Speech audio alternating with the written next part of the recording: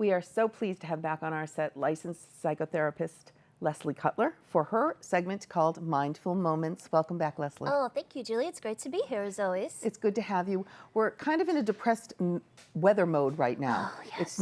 It's not fun. I don't see a lot of happy faces out there. No, not a lot of happy faces. Yeah, no. we can kind of be victims of the weather. We can be. But what Yes. we're not going to be victims of is low self-esteem. Very true. And that's what you want to talk about today. Yes, I want to talk about making a commitment to overcoming low self-esteem. Okay. And I've been thinking about this because so often I work with individuals in my office that come in and they really don't believe in themselves. You know, they're from maybe your average dysfunctional family. They've spent their whole life trying to people please and accommodate those around them, thinking that, hey, you know, maybe if I do this and I just kind of take a back seat to things, that this chaos around me is going to subside. Mm-hmm. And unfortunately, that doesn't become the case. They wind up taking these patterns, carrying them into adulthood, and then anytime that they're faced with any type of conflict, they're the first ones out the back door, or they're quickly agreeing to things that they don't want to agree to just to kind of keep things going. Right. And, you know, it's what winds up happening, and the part where I tend to see these people in my office is, you know, years later, this really takes a toll on who they are. They have no sense of self. They've completely broken down physically, having all kinds of aches and ailments, and they're full of anxiety. Right. And they can't quite figure out what it is, where it's coming from, and what it's about. So I thought it'd be really good for us to today to have, you know, maybe 5 points that we could look at as a way of working on our self-esteem and overcoming our low self-esteem, if it's maybe just something we're struggling with temporarily, or if it's something that's been long-term. A lifelong learned habit too. Yes. So the first thing you say is you can live with discomfort. Yes. So what does that mean?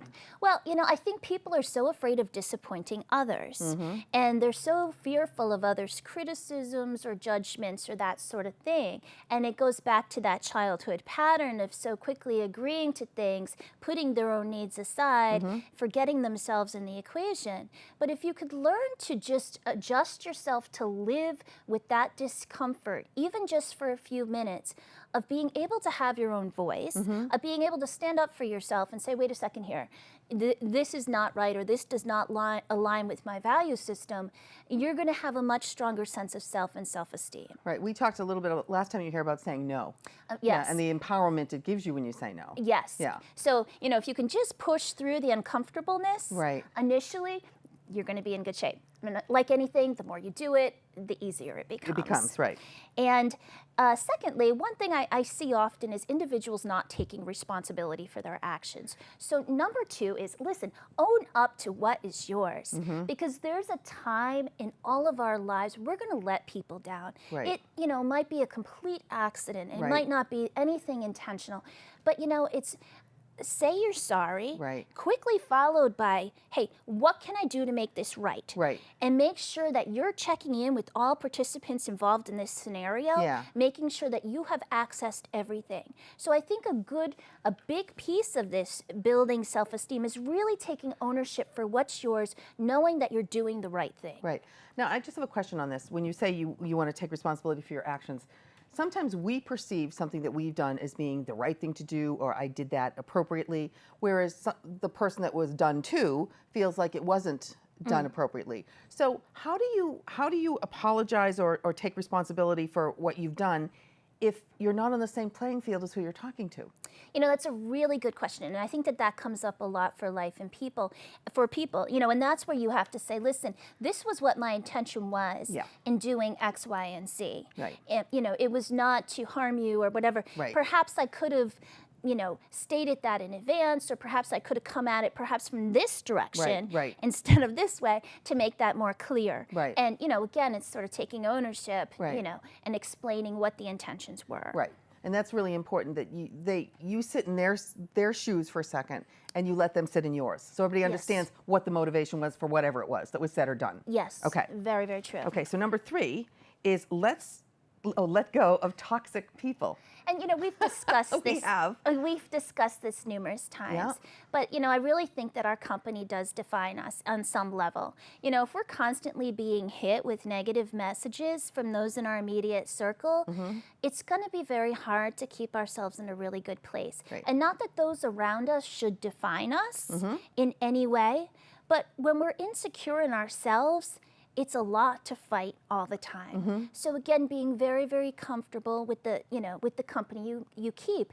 I've noticed that people that struggle with low self-esteem will frequently take responsibility for the behaviors of everybody in the Around room. them, yeah. Oh, I think you're mad at me. Yeah, right. Oh, you're acting a little funny. Oh, maybe I said something. Right. And I hear this a lot. And because these individuals have anxiety, they're going to go off and obsess about what did I do? Did I say something? When in reality, this might just be a negative person who's having a bad day, and it has nothing to do with them. Can you affect the behavior of toxic people, though? Can you change them by the way you address them and interact with them?